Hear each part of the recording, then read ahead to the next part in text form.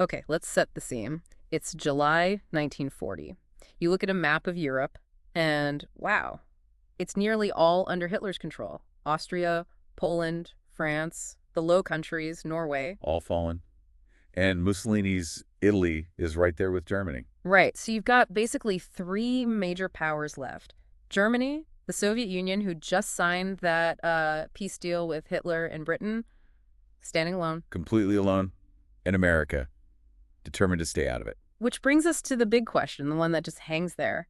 How on earth did Hitler lose from that position? He seemed unstoppable. That's exactly what we're digging into today. We've got the source material that really unpacks, the final stages of World War II, how Hitler's dominance crumbled. Right, and this is part two for us, picking up after the war already got going. Exactly. We covered the start before. Now, we want to pinpoint those critical moments, the turning points, maybe even some surprising things that led to the downfall. Yeah, definitely. Because figuring out how that kind of power gets dismantled, well, there are lessons there, aren't there? Huh. About strategy, resistance. And just sheer unpredictability, really. Right. Even the best plans can go wrong. Totally. So our aim here is to give you that deep understanding, but, without getting lost in every single detail. Focus on those aha moments. Let's do it. Okay, so Britain alone. Churchill gives that incredible speech, "We shall never surrender." How did Hitler take that? Did he think it was just talk? Well, it seems Hitler genuinely kind of underestimated Churchill and the British spirit, too. Really? After seeing France fall so quickly? Yeah, I think he probably expected Britain to eventually look for a deal, some kind of peace terms. But Churchill's speech, that was unambiguous, no compromise. So Hitler realized the war with Britain wasn't ending anytime soon. Exactly. Which meant he had to actually plan an invasion, Operation Sea Lion. Operation Sea Lion. I mean, just the name sounds ambitious, but crossing the English Channel, that's not easy, is it? What were the big problems? Oh, huge problems. First, obviously, no land connection. You can't just drive tanks across. Right, the channel itself. Yeah. And crucially, the Royal Navy. It was much, much stronger than the German Navy, the Kriegsmarine. Better ships, more experience. So a direct sea invasion would be? Suicide, basically. Trying to land troops while facing the Royal Navy, impossible. Okay, so plan B, dominate the skies first. Luftwaffe versus the RAF. That was the thinking. If they could destroy the RAF, control the air, then maybe Sea Lion becomes possible. But looking at the numbers, it seems stacked against Britain initially anyway, like 2,600 German planes to 700 British. Yeah, the Luftwaffe had a big numerical advantage. And early on, they did cause a lot of damage. They bombed RAF airfields, radar stations, aircraft factories, trying to cripple the Air Force. But the RAF held on? They did. They fought incredibly fiercely. They lost planes, lost pilots, but they stayed in the fight. It was surprisingly effective, their defense. And then this almost accidental bombing of London, that seems like a real turning point in the Battle of Britain. It really was. Yeah. August 24th, 1940. Some German bombers, apparently off course, hit civilian parts of London. By mistake. It seemed so, initially. But Churchill retaliated almost immediately, ordered bombing raids on Berlin. And that pushed Hitler's buttons. Big time. He was furious. He'd mostly avoided hitting London directly, but now Berlin was attacked. He ordered the Luftwaffe to shift focus, to bomb London relentlessly. The source we're looking at actually compares the bombing, the Blitz, to the Great Fire of London back in 1666. Just devastating. So that leads to September 15th, 1940, Battle of Britain Day. The Germans threw everything at London. Pretty much. Over 1,000 aircraft, maybe 1,100, a massive aerial assault. And the RAF met them. How many planes did the British have up? Around 630 fighters, give or take. Outnumbered, but ready. And the result of that massive clash? A decisive British victory, actually. Despite the numbers, the RAF shot down over 60 German planes. They lost about 29 themselves. Wow, that's a significant loss for the Luftwaffe. Huge. Losing that many aircraft and crews and failing to break the RAF's defenses. It basically showed Hitler that air superiority wasn't happening. And that brings up that point about motivation, the parallel the source draws with the Russia-Ukraine war. Why was that difference so important here? It's a really insightful point. Think about why each side was fighting. The Germans, the Luftwaffe crews, they were fighting to achieve a goal, clear the way for an invasion maybe, strategic objectives. Okay. But the British pilots, they were defending their actual homes, their families, their country, their survival. It's a completely different level of motivation. Like the source mentions with Ukraine. Exactly. A nation defending itself against invasion often finds a deeper well of resilience, a willingness to endure losses that the attacker just doesn't have. That difference in why was absolutely critical in the Battle of Britain, maybe more than the numbers. So, Battle of Britain, Hitler's first major defeat, a huge blow, and Operation Sea Lion. Postponed. Indefinitely, really. Hitler realized he couldn't invade Britain without controlling the air, and he couldn't get control of the air. So he shifted his focus eastward, toward the Soviet Union. Our source actually suggests that invading Britain was never really his main goal anyway. Oh. The theory is his ultimate prize was always the Soviet Union. He figured if he conquered Russia, dominated the continent, then Britain would be forced to make peace. Which brings us straight to Operation Barbarossa, invading the Soviet Union, despite that non-aggression pact they'd signed. Yeah, the pact went out the window. It was ideology, pure and simple. Hitler's absolute hatred of communism, Bolshevism. And that idea of Lebensraum, living space. Exactly. He wanted that vast territory in the east for Germany to make it a true superpower. And, yeah, pure megalomania, too, as the source points out, believing he was invincible. So, June 22nd, 1941, the invasion kicks off. Huge scale, right? 3 main directions. Massive. 3 huge army groups pushing towards Leningrad in the north, Moscow in the center, and Ukraine, the resources, in the south. It was an enormous gamble, opening up that gigantic front. Now, the Soviets had a lot more tanks, didn't they? Something like 20,000 to Germany's 6,000. You'd think that would be decisive. On paper, yes. But German tank technology, the Panzers, was generally better at that point. Better design, crucial radio communication between tanks, better crew training. Ah, so quality over quantity initially. In those early stages, yes. It allowed for those rapid blitzkrieg tactics, lightning war, breaking through Soviet lines very quickly. And the Soviet Union then officially joins the Allies. Yes, they become part of the Allied powers. Yeah. And Britain and the Soviets quickly work out a supply plan, trying to get equipment through Iran. Through Iran. Why there? Well, the Iranian government at the time was somewhat pro-Hitler, so Britain and the Soviet Union actually jointly invaded Iran to secure that route. Though the source notes, with the speed of the initial German advance, those supplies didn't make a huge difference right at the beginning. Because that initial German push was incredibly fast. They got close to Moscow, really close. Frighteningly close. Within about 300 kilometers, just a couple hundred miles, it looked like Moscow might fall. But then things slowed down. What happened? German command issues. Yeah, there were disagreements among the top German generals about where to focus next. Should they go straight for Moscow, swing south first? These arguments caused delays, crucial delays, holding up the advance until October. And then winter. And then the Russian winter arrived. General winter, as they call it. Brutal cold, snow, mud.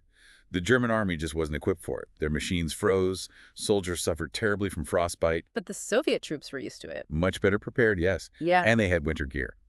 Plus, another key factor, the Soviets had a non-aggression pact with Japan. Right, so they didn't have to worry about an attack from the east. Exactly, which meant Stalin could pull experienced troops from Siberia and the Far East and throw them into the defense of Moscow on the Western Front. That made a huge difference. Okay, so the tide is starting to maybe turn slightly on the Eastern Front. Then, halfway across the world, December 1941, Pearl Harbor. A massive shock. Yeah. Japan attacks the U.S. naval base in Hawaii. Huge casualties. Over 2,300 American troops killed. And up till then, the U.S. had been strictly neutral, right? Isolationist, really. Very much so.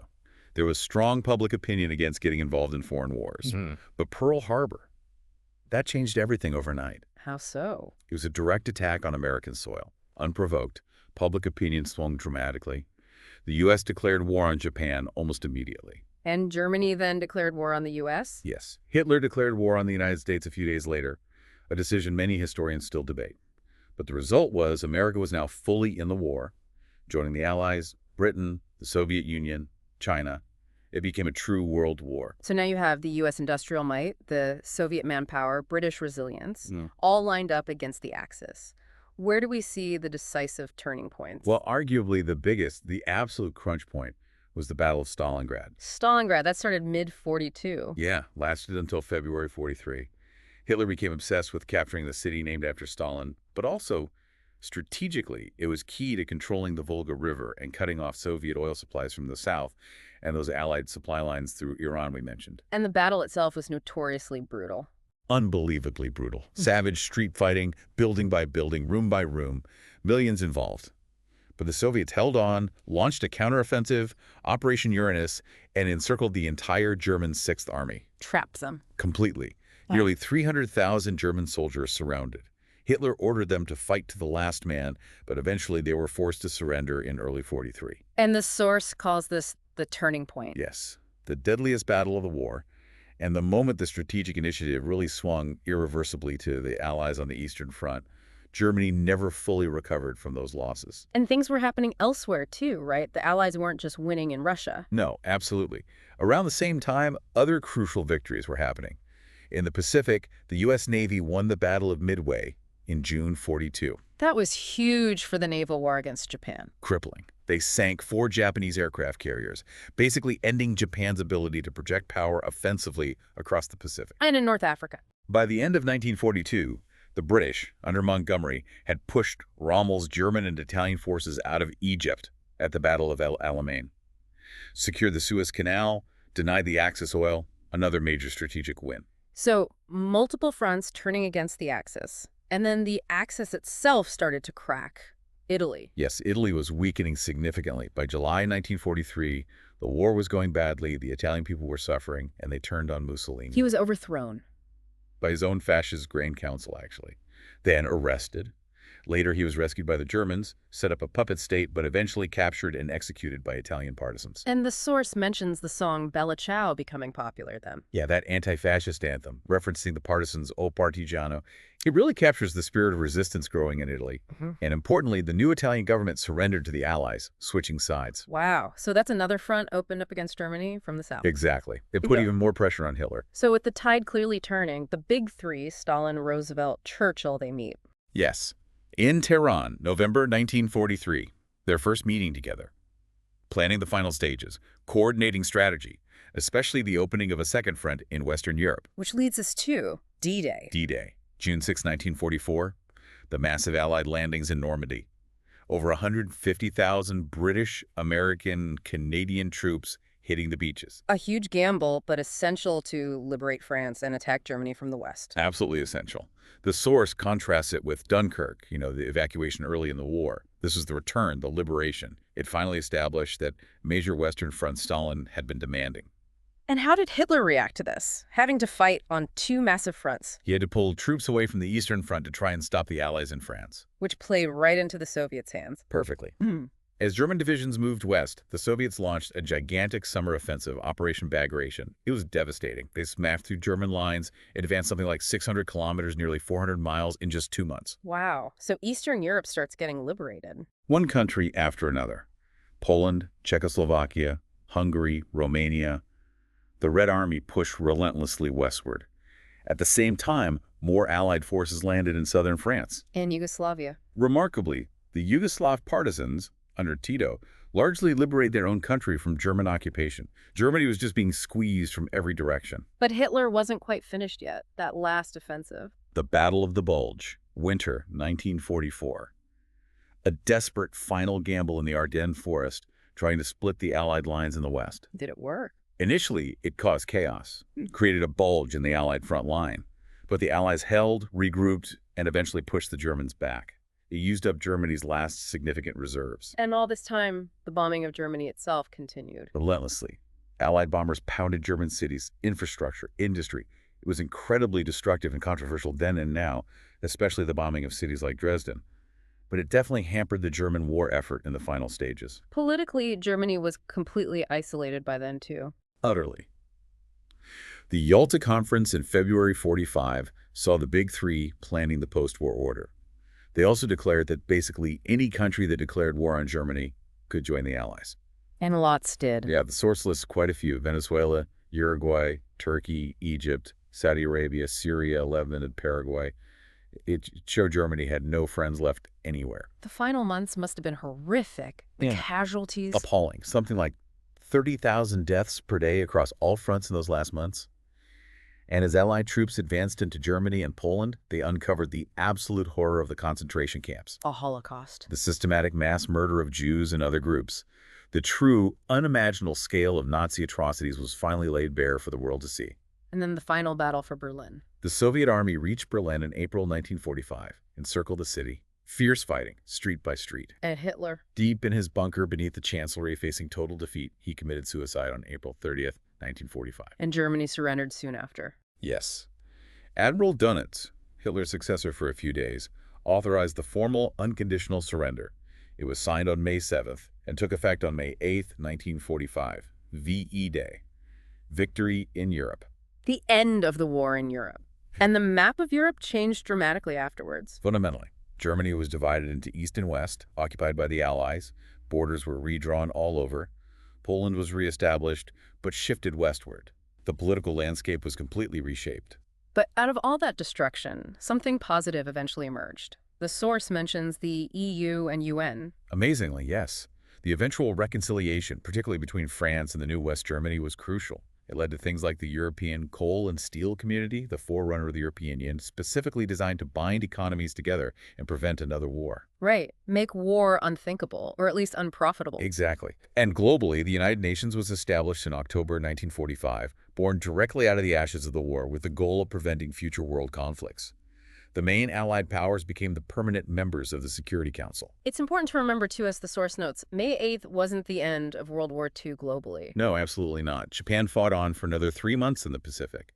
It only ended after the U.S. dropped the atomic bombs on Hiroshima and Nagasaki in August 1945, following Japan's refusal to surrender. Okay, so bring this all together. If you had to list the absolute key reasons Hitler was ultimately defeated, what would they be? Well, boiling it down, I'd say first, Britain holding out. Winning the Battle of Britain was crucial. It stopped a potential invasion, kept the fight alive in the West. Okay, number one. Second, invading the Soviet Union, Operation Barbarossa, just a catastrophic strategic blunder. Overstretched Germany, opened a massive front they couldn't sustain against Soviet manpower and the sheer size and weather of Russia. Right. The Eastern Front bled Germany dry. Third, America entering the war, bringing its incredible industrial power and military resources into the fight on the Allied side was decisive. The arsenal of democracy. Exactly. And fourth, I'd say the cumulative effect of Allied successes on all fronts. North Africa, Italy, the bombing campaign, the naval war, and finally D-Day and the push from west and east all added up, grinding down the Axis war machine. It really is this complex mix of factors, isn't it? Military, strategic, ideological, even logistical failures. Absolutely. And looking back at how it all unfolded, you really see lessons that honestly still apply today. Like what? What's the takeaway for us now? Well, the importance of resilience, for one, like Britain showed early on. The huge risks involved in strategic decisions, especially those driven by ideology, like Hitler's invasion of Russia. And just how unpredictable conflict can be, how things like weather or motivation or even accidents can change the whole picture. These aren't just historical points. They're relevant to understanding global events right now. That's a great way to frame it. Okay, so as you, our listeners, think about all this, the fall of what seemed like an invincible regime, maybe ponder this question. What if just one of those key moments had gone the other way? What if the Battle of Britain had been lost? What if Barbarossa had succeeded before the winter? How different would our world look today? Something to think about, perhaps, as you maybe explore some of these battles or leaders in more detail on your own.